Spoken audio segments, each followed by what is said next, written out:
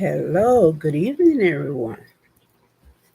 Hi, this is a trial, you might say, uh, of something that I wanted to do for my tribe because things happen within the time of uh, one filming to the next of another filming of a series. So I wanted my tribe to know what's going on in between. And so it's called for right now, Just Talk.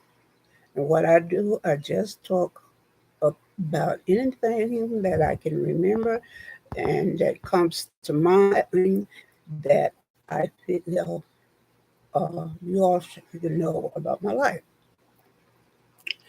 Well, one thing that uh, happened to me, uh, went to bed a little early, around 12 or 1 or something. That's early for me because I'm a night person.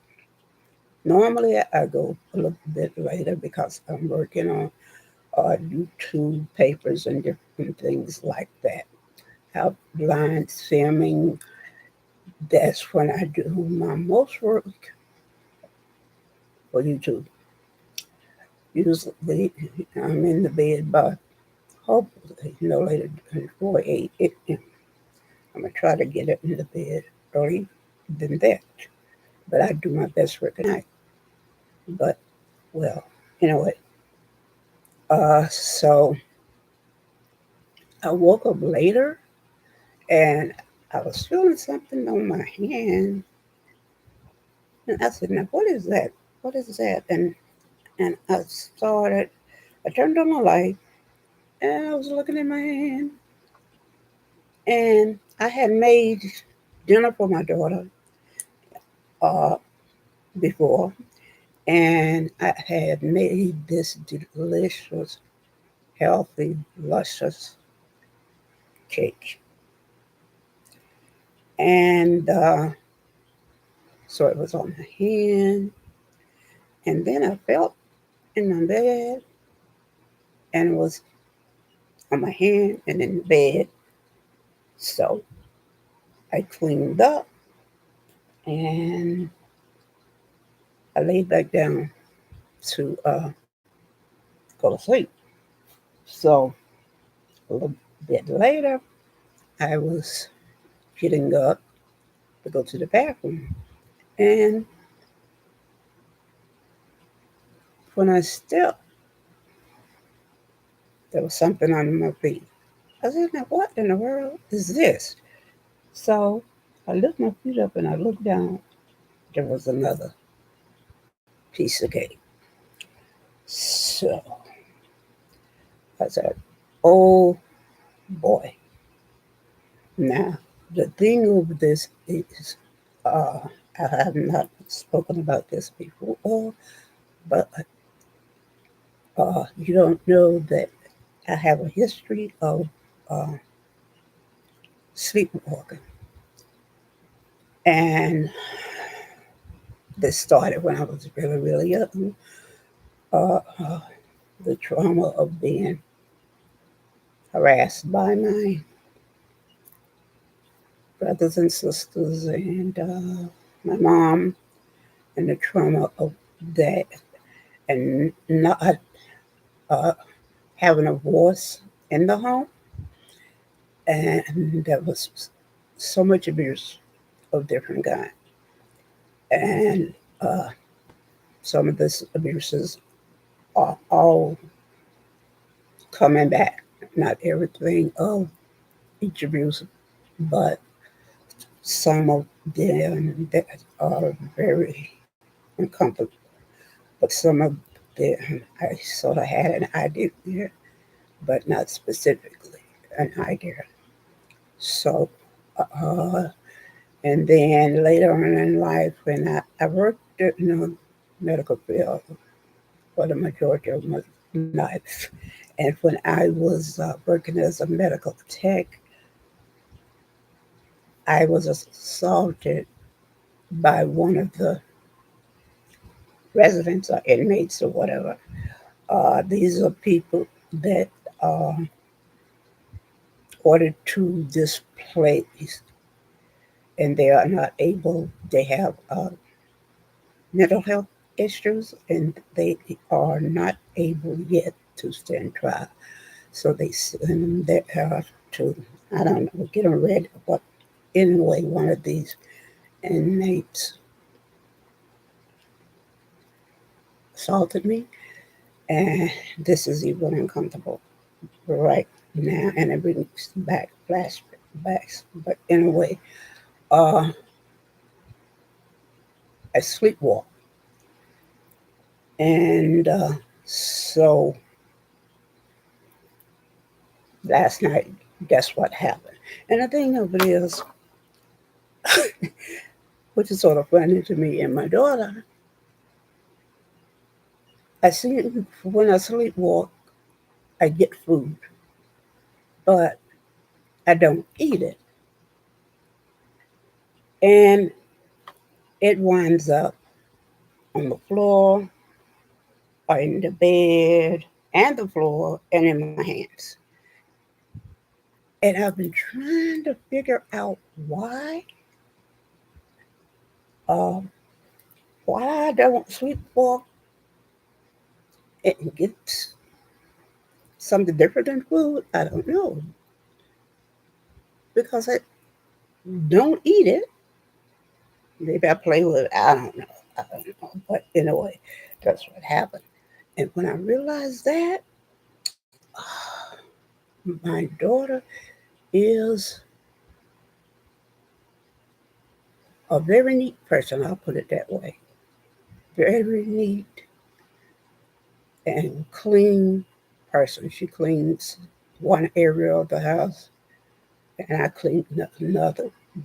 We split it up, and so I said, "Oh my God, I got to go and check the kitchen. If I did this, then there's probably some maybe on the floor because sleepwalking. I'm not awake. All right." And I don't realize what I'm doing. So I looked in the kitchen and there was some crumbs on the floor. So I cleaned up the crumbs and went back to bed. Uh, but the thing of it is, talking to my daughter today, I didn't realize that I should have cleaned off the knob of the refrigerator. And she had to do that. And I said, "Oh, I'm sorry. I'm sorry." And I told her, "I've been doing good. I haven't sleepwalked in a while." She said, "Well, you about a month ago, you sleepwalked." But I didn't do anything. I think she said that she had to put me back in the bed. I was walking around, and she realized that uh, she had heard me or something. I was saying something, I don't know. And she realized that, oh no, she said she heard a noise in the kitchen. And she got up and she realized that I was sleepwalking. So she put me back to bed. Uh, and I said, "Well, thank you for doing that. But you might say that's uh, dangerous." And in my mind and my daughter's mind too, yes, it can be dangerous. But thank God he has been watching over me and my papa. Thank you, Papa. That I didn't walk out of my apartment or anything, or the condo or anything like that. And I thank God for that. And I I will continue to have faith in God that He protects me.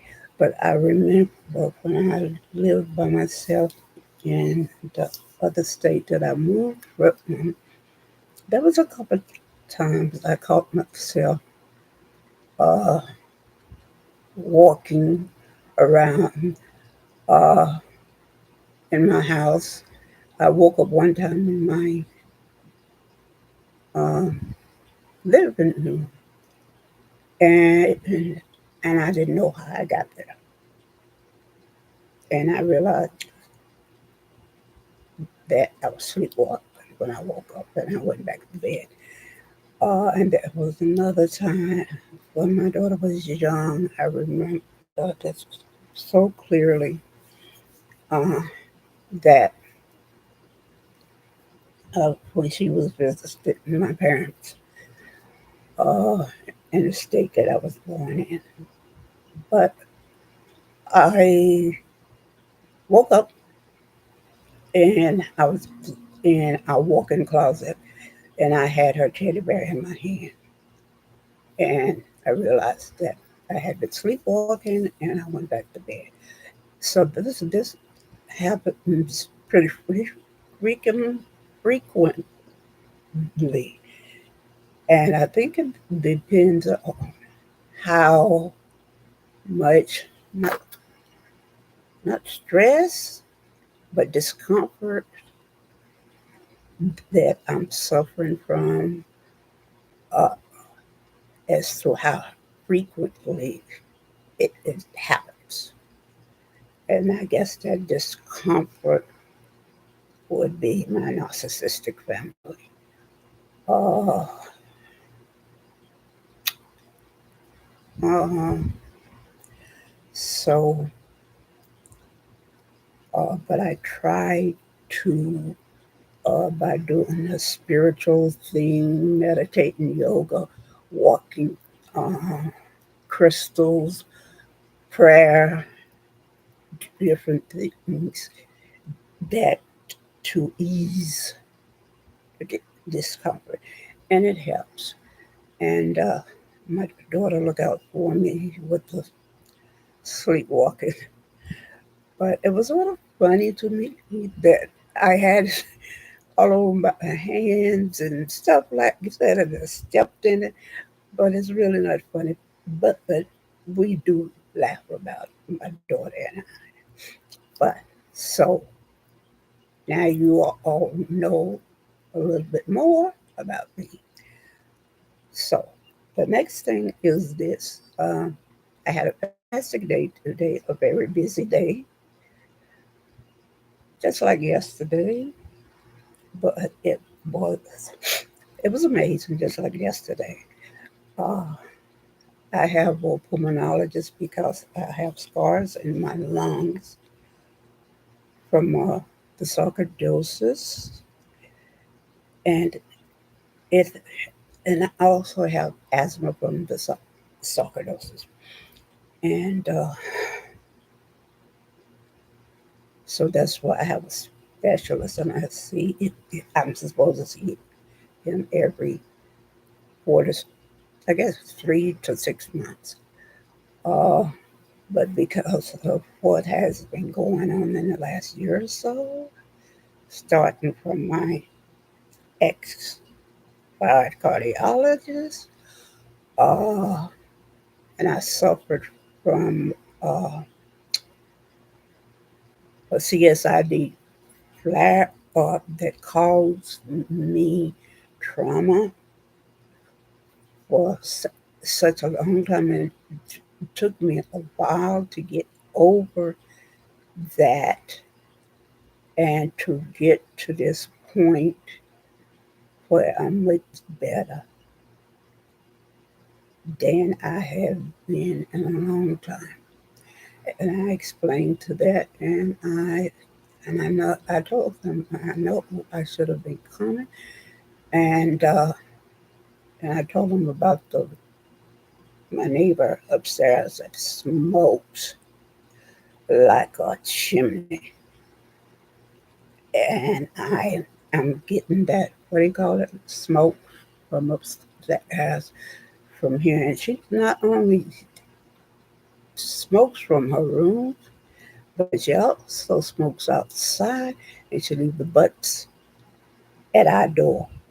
And there's another condominium across from us, and then there's a walkway. So she's sort of like in the walkway, smoking like a chimney, and she leaves the butts there. So I'm getting it from my front door and upstairs, and I told him about that. And and I explained to him, and I apologized. He said, "No, no, no, no, you don't have to apologize for that." And the thing of it is, he's so compassionate and empathetic and amazing, and it's comfortable to speak to him because I know he has concerns for me. And uh, he asked me, uh, maybe you have you looked into moving, or maybe she should move. And it's like, you know, and I said, maybe you should come and help me to set her outside. And so, oh, he did a big smile, and we both smiled. And it was so funny. And he's so at ease that he didn't even look on the computer. He just sat in the office chair, and he put one leg underneath him, and he turned around like this on the back of the chair and leaned in and asked me the question. And I thought, when I left, I forgot about how it was to speak to him and how at ease it was to trust and talk to him. And nowadays, you don't meet too many doctors that are like that. And I must say, other doctors should take a cue from him and not be on the computer and talking to your patients. And this is easier to do than looking up stuff on the computer and try to talk to your patients. And way you should do this, and I've noticed the way they did it, it is that the embassy took all the information, wrote it down, and conveyed it to him, so he knew everything when he came in to speak to me. And that's amazing. I applaud him, and I applaud him, and I like him. And we connected, and you don't get that all the time. Now, I must say, too, my PCP is amazing like that. But Dr. Shimizu, get rid of the computer. I'm saying, okay? But she is amazing, and I love her to death. And he is too, and I like it the way he how changes it up. It's amazing. So I had an amazing day with him, and he prescribed. Uh, oh wow, what is it? He prescribes. Oh wow, what did he say? uh, emergency medicine, but that's not the way he worded it. I can remember now, but anyway, he prescribed this medicine, and I'll pick it up next Tuesday, and I have my appointment with my dentist, and I can't wait, Dr. Chin. And I presuming, but I think they will be ready. Uh, my teeth and my crown fell out, but I didn't have time to go back and have them to redo it because it'll be temporary. And my thinking is, since I'm going to see him next Tuesday, I can wait. So uh, I'll be getting my permanent crown and my teeth, I believe, then. So you will see a beautiful smile from me next week. So, okay. Uh,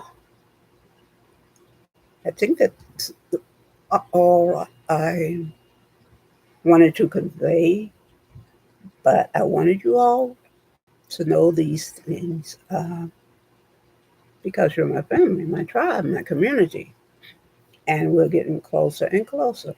And like I said, I think last night, there is a topic coming next month. I have to speak with my manager, and we have to decide the time and day. Our time here and other times are different. They are like 3 hours apart. So we have to figure that out. And the best time, then I can send a post, a notice, and let y'all know like a month ahead or something like that, or whatever. And at the last minute, I apologize for that. Uh, and the topic will be the same, uh, toxic and narcissistic relationships. It was the amount of people that I wanted to come because it was last minute. So that will be the topic. So I will say thank you for coming and thank you for supporting me. Share, like, and please pass this on and tell your family to subscribe, your friends to subscribe, and let them know about me. All right? Thank you so much for supporting me. Take care of yourself and each other and pass it on, please. Thank you and good night.